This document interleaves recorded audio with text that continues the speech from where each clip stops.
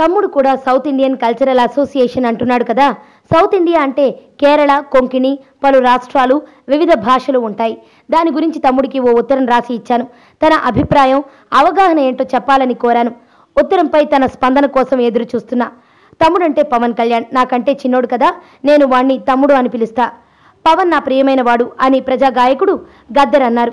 జనసేన అధినేత పవన్ కళ్యాణ్తో భవిష్యత్తులో కలిసి పనిచేసే విషయంపై గద్దర్ స్పష్టత ఇచ్చారు.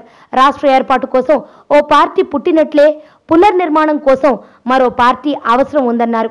గురువారం నాడు ఇక్కడ జరిగిన మహాజన సమాజం ఆవిర్భావ కార్యక్రమంలో ఆయన ప్రసంగిస్తూ శబ్దం ప్రతినిధుల ప్రతిపాదన మేరకు మహాజన సమాజాన్ని ఏర్పాటు చేశానన్నారు.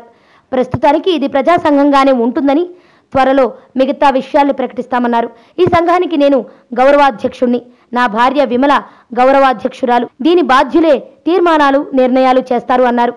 6-7 నెలల్లో ఈ సంఘాన్ని ప్రజల్లోకి తీసుకెళ్లి భువనగిరిలో 10 లక్షల మందితో భారీ బహిరంగ సభ నిర్వహిస్తామన్నారు. మహాజన సమాజం నాయకుణ్ణి అక్కడే ఎన్నుకుంటామన్నారు.